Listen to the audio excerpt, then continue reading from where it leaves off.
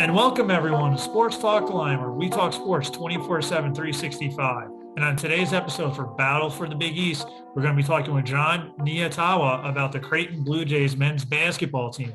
Jon, how you doing today? Doing well. Appreciate you having me on.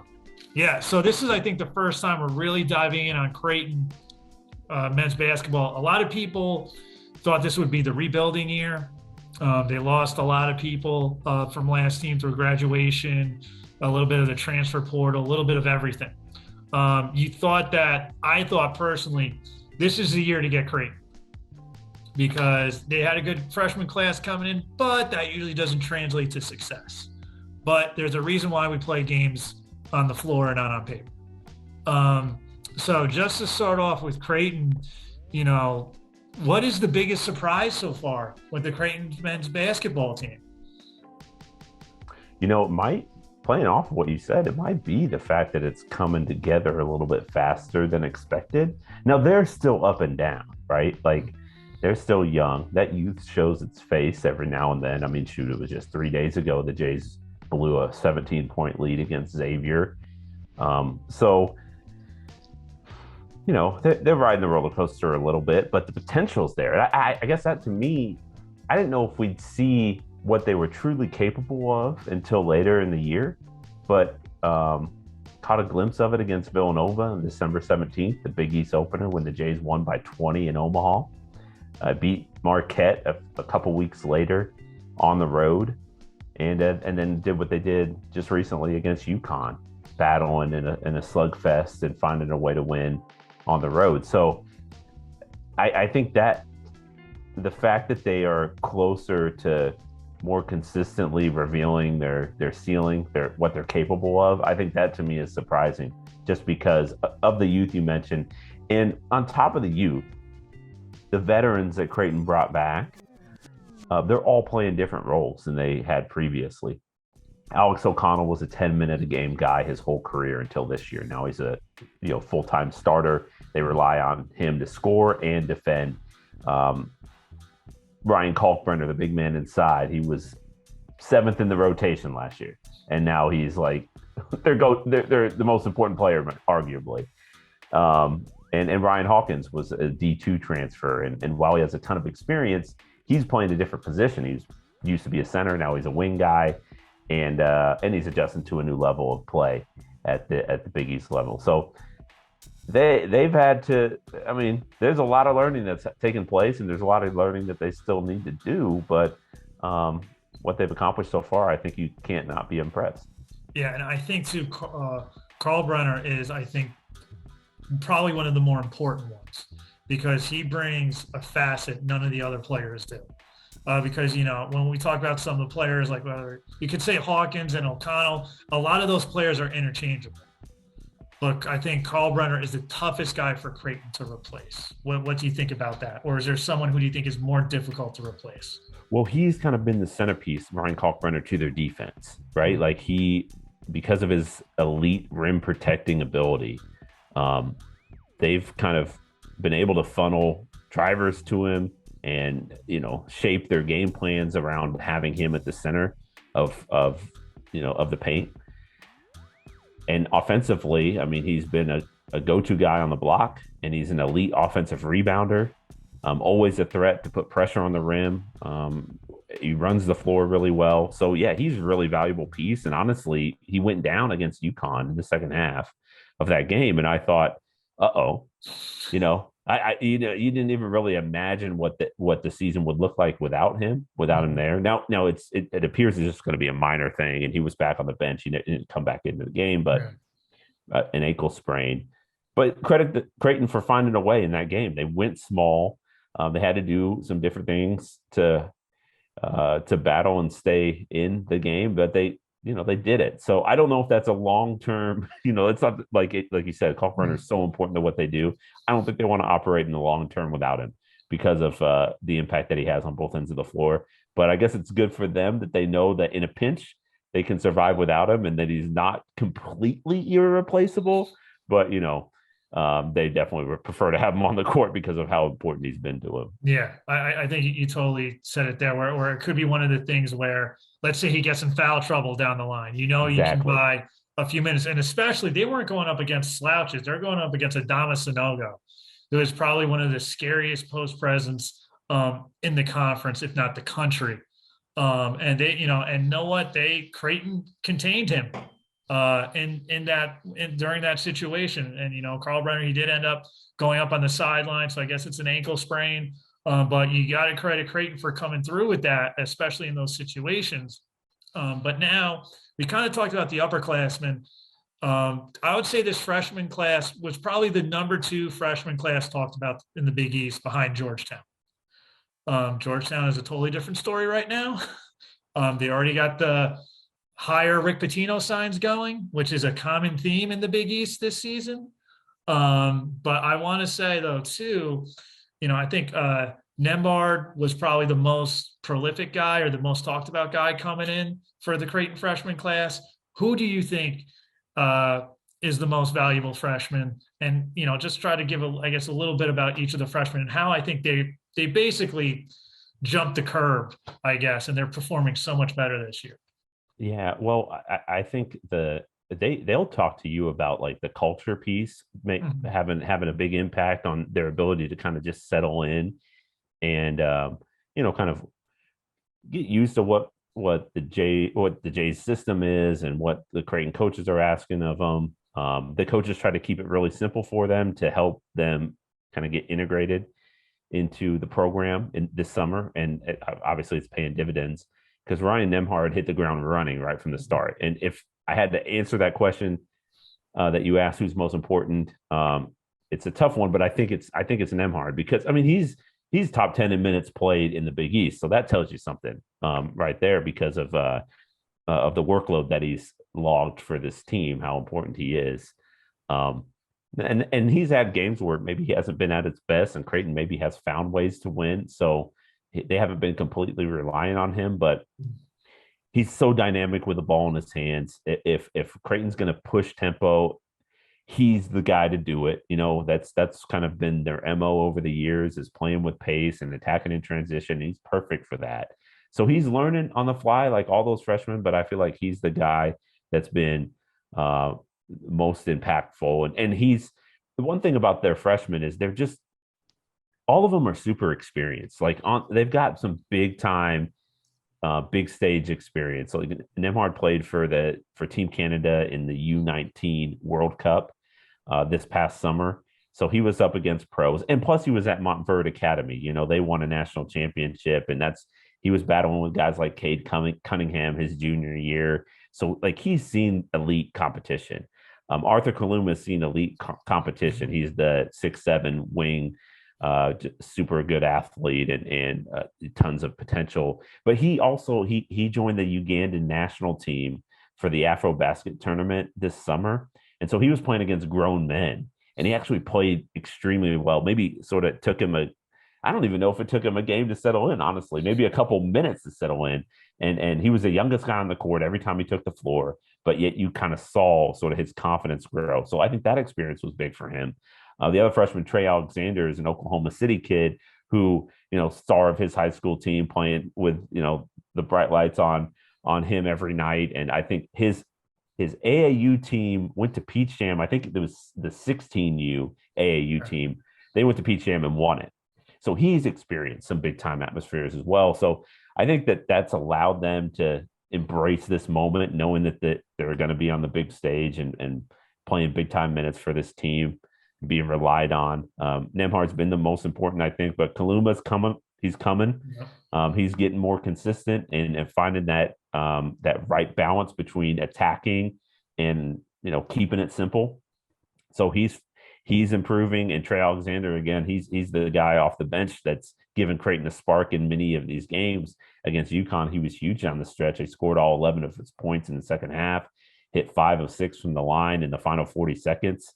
He's just a steady, poised, high IQ basketball player that just seems to be in the right spots on the offensive end and the defensive end. So they've got some smart freshmen that are kind of well grounded, pretty competitive dudes, and they haven't shied away from the moment. So they've been big, huge. I mean, it's kind of crazy to like you were mentioning, like relying on freshmen, and that's why the expectations weren't high for this team because we all know if you come into this league with freshmen, it could be a long year for you. Yeah. This is an experience. This league's built on development, right? And the best teams are always so experienced. Yeah. But these guys have found a way to settle in quickly, and we'll see if they can keep growing and adjusting as teams learn more about them, and the scouting reports get a little bit more Detailed. detailed, yeah, on all the things that they like to do. Mhm. Yeah. And while you can, hit that like and subscribe button so you can get all the intelligent feedback we got on all the Big East teams going forward, especially Creighton. But, now going on to, let's analyze. We kind of talked about the individual players. Creighton, I kind of felt, we talked about this before. I feel like they kind of changed their identity a little bit because a year or two ago, they were fast, fast, fast, try to put up 100 points. Now they got a little more grit to them. But what do you think right now is the strength of this Creighton Blue Jay basketball team? Yeah, I mean that toughness and grit is a big plus for them. You're right that I mean, traditionally Creighton's push the tempo, shoot a lot of threes. Um, they've transitioned over the last couple of years to kind of incorporate a little bit more toughness in their approach, emphasizing defense and the responsibilities there and taking some pride in it. It's why they won a Big East championship. Well, shared a championship in 2020 because of their ability to grind out some games. Now that team had a prolific offense, but they had to win some tough ones. You always do in this league. And then last year making it to the Sweet 16. I mean, they didn't shoot the ball well in the NCAA tournament. And yet they still found their way to 2 wins and made some history. And that was a credit to their toughness. So yeah, they've been shifting a little bit because of that. But I think they still do want to get up and down. I think they still want to emphasize space and pace, and they want to let it fly. That's kind of their motto. They want to shoot a lot of threes. They just don't really have the personnel right now, and it might just be because of youth and lack of reps to do that on a consistent basis. They still try to do it, and they'll have games where it like looks really good. Against St. John's a couple of weeks ago, they hit 14 threes, and it was like, okay, there it is. But then, a couple of days later, they're 2 of 22 from 3-point range against Butler. So yeah, they're trying to find that piece. But no, they've shifted a little bit just because of the personnel. I think they've tried to play to the strengths of these guys. Brian Kalkbrenner, we mentioned Kalkbrenner and Hawkins and Kaluma. Those guys they're good in the paint. Like they can get some buckets inside. They're crafty and smart and physical. And defensively, Creighton's done a really good job of sealing off the paint and force like a game against UConn the other night. The Jays, they gave UConn the shots that they were willing to give up, and UConn took them. Like UConn rarely got the shots that it wanted. It got the shots that Creighton was willing to give up, and that's kind of been the MO for this team this season of just doing what they can to make teams take low percentage shots, the shots that they want them to take. And so it's one of the reasons, like Creighton doesn't force a lot of turnovers. Creighton is decent on the boards, not great, but decent. And yet they lead the league in effective field goal percentage defense, and it's a lot of it's a credit to their scouting report, but they've got some length and, their ability to close off the paint and be tough inside at the rim has helped them a lot. So I think honestly, their strengths have been interior defense and then their ability to get some high percentage looks offensively at the rim inside the arc, because their shooting numbers haven't been as consistent as we're used to from a Creighton team. Yeah. Well, I think too, you mentioned rebounding. UConn only got one more rebound than them yesterday, which I think is a very key stat, especially when you're on the road against a very big and physical team. I think Creighton teams in years past wouldn't have been able to do that.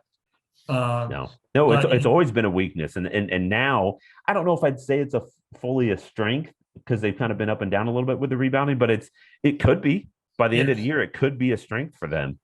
They have the potential to do it. They got some guys that can jump out of the gym, and they got some, Ryan Kalkbrenner is an elite rebounder. Ryan Hawkins can go get it too, a fundamentally sound dude. So it could be a strength by the end of the year. And it was. I mean, as you mentioned, that was one of the key statistics of that game. Their ability to now UConn still had a ton of offensive boards, No. but to hang even with them and create some second chance opportunities on their end for Creighton, that was huge. So that was again a reflection, I think, of their toughness, their effort, and their grit.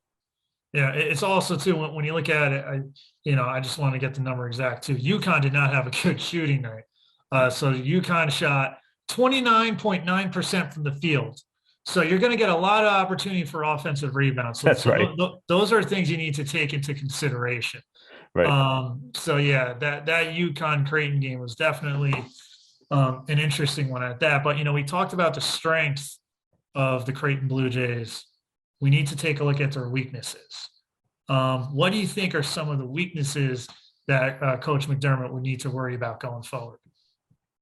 Well, I think just youth and the fact that they have a lot of guys out there that are 18, 19 years old compared to the rest of the league that's 23, 24, or 22, 23, 24. I mean, there's a ton of super seniors everywhere. I feel like every team Super has, duper seniors. right? Yeah, exactly. So I remember like looking at the starting lineups, it's like senior, senior, junior, senior, like every squad. So, the wear and tear of the season, now what they proved against UConn that they can handle some of that and match some of the physicality, but they that hasn't always been consistent. They got worked by Xavier in the second half. Butler took it to him in the second half of a loss last week too. So that could be a question about how they hold up over the next because they're going to play a lot of games. So it's going to be a tough stretch.